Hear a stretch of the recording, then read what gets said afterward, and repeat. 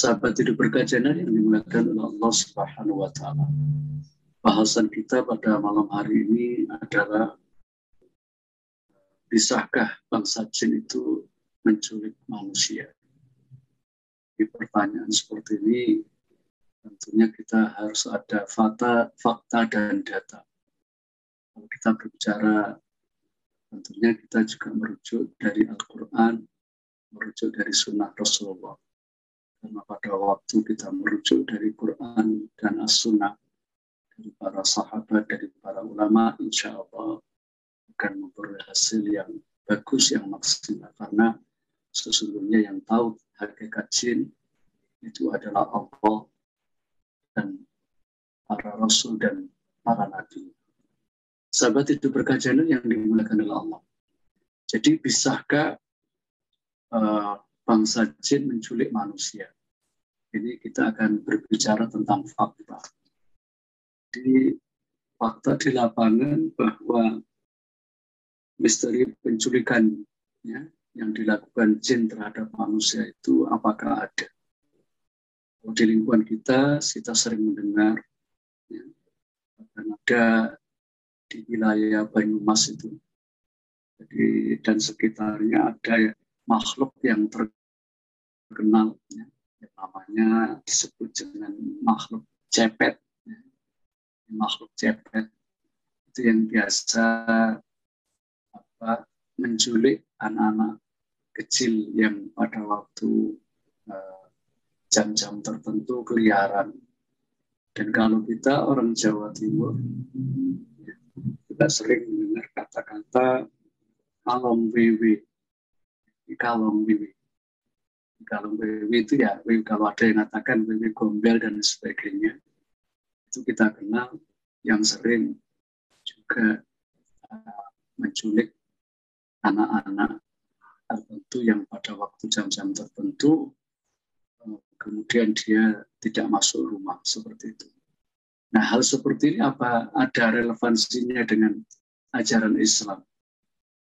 Rasulullah SAW kita pada waktu membahas tentang hakikatul jin atau hakikat jin atau seluk-beluk tentang jin, kita pernah membahas kapan jin itu mulai gentayangan.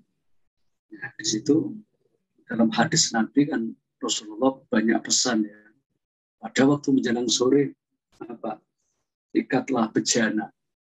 Pada waktu menjelang maghrib bejana-bejana disuruh mengikat, terus tutup tempat air, tutup pintu, matikan lampu ketika tidur karena sesungguhnya ya, setan-setan jin-jin itu juga bisa menggiring untuk menjatuhkan lampu untuk terjadinya kebakaran. Bahkan Rasulullah sendiri mengatakan ya, dalam sebuah hadisnya, wa akafitu sibyanakum ya, dan tahanlah anak-anak kalian ya, indal masai pada waktu sore hari, yaitu menjelang maghrib. Apa kata Rasulullah? Fa inna lil jin istan syarota wa hafadzatan. Karena jin itu mempunyai waktu menyebar dan menyulik. Jadi dari hadis ini saja bahwa fenomena ya, orang diculik jin, anak-anak diculik jin, itu dalam Islam sudah ada dan memang itu dibenarkan menurut hadis Rasulullah. Makanya pada waktu menjelang maghrib, anak-anak kita larang untuk keluar kecuali ke masjid, ke musola, ke langgar untuk melakukan sholat dan mengaji di tempat-tempat tersebut. Ya, seperti itu. Nah, kemudian sahabat hidup berkah channel yang dimuliakan oleh Allah Subhanahu wa Ta'ala. Suatu saat, ya, jadi ada sebuah hadis yang diriwayatkan dari Imam Muslim, hadisnya panjang, yang menceritakan tentang Ibnu Mas'ud. Jadi Ibnu Mas'ud itu pernah bercerita ya, bahwa Ibnu Mas'ud suatu saat ya, diajak oleh Rasulullah SAW ya, ke suatu perjalanan. Nah, di dalam perjalanan tersebut, apa yang terjadi? Rasulullah lewat sebuah lembah. Nah, pada waktu lewat di lembah di pegunungan, ya, terus kemudian sahabat ini tidak menemui Rasulullah. Jadi sahabat ini kehilangan Rasulullah. Kemana Rasulullah ini? Ya, kemana ini? Rasulullah kok tidak ada. Padahal tadi bersamaan dengan kami, kata Ibnu Mas'ud. Sehingga bagi Ibnu Mas'ud pada waktu itu adalah malam yang paling menegangkan, malam yang paling serem, malam yang paling tidak mengenakan. Karena apa? Karena bersama Rasulullah tiba-tiba Rasulullah hilang. Rasulullah tiba-tiba tidak ada. Kemana ini? Ya.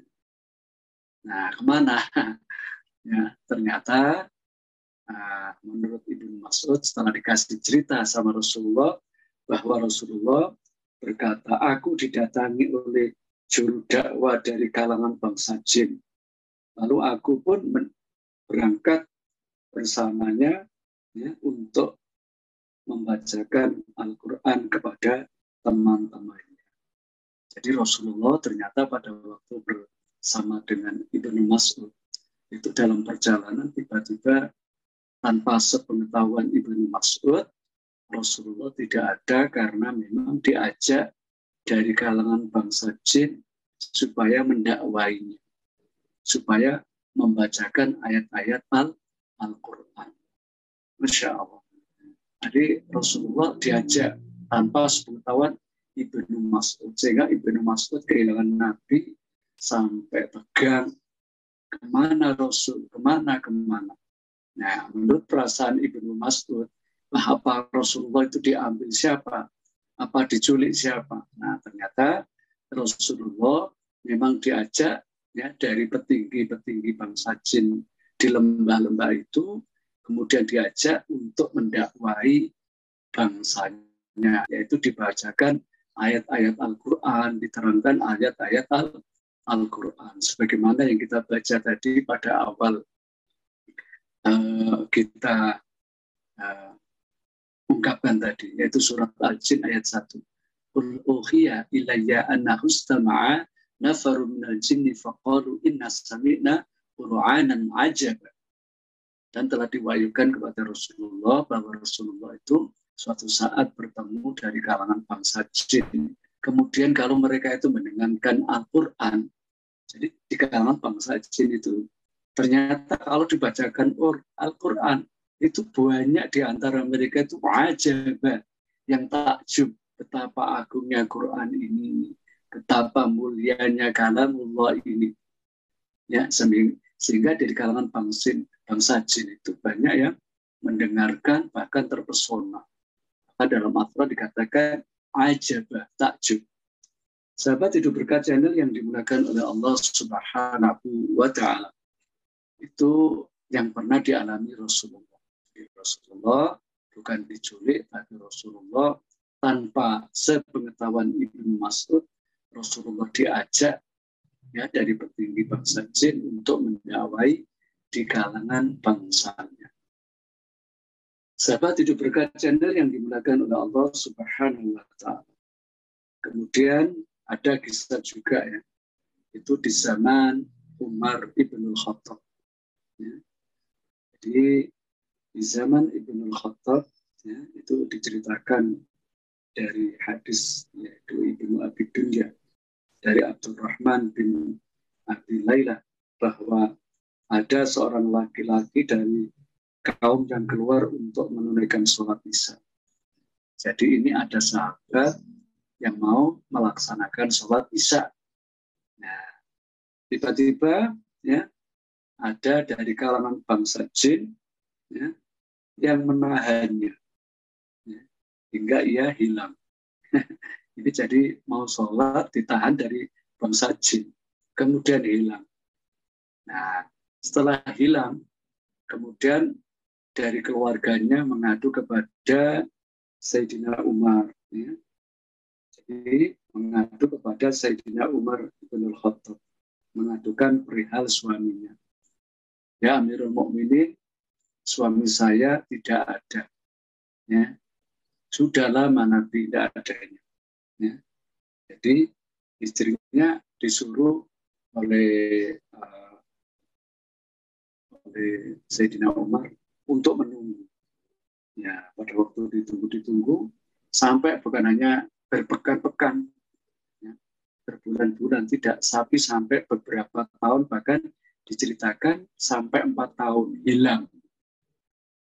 Ya, hilang. Kemudian apa kata Umar bin Khattab? Kemudian Umar bin Khattab, beliau mengatakan kepada istrinya untuk menikah dengan orang lain saja. Karena bisa dibayangkan ya, selama 4 tahun tidak ada kabar. Nah, pada waktu menikah, sudah menikah, ternyata qadarullah datang seorang laki-laki, yaitu suami dari seorang wanita tersebut. Nah, kemudian Umar bin Khattab ya, memberikan pilihan. Seorang laki-laki, karena kamu sudah pulang, jadi kalau kamu memang mau melanjutkan pernikahan dengan istrimu yang dulu, itu bagus. Tetapi kalau kamu memang mau menceraikannya, nah, kamu dipersilahkan.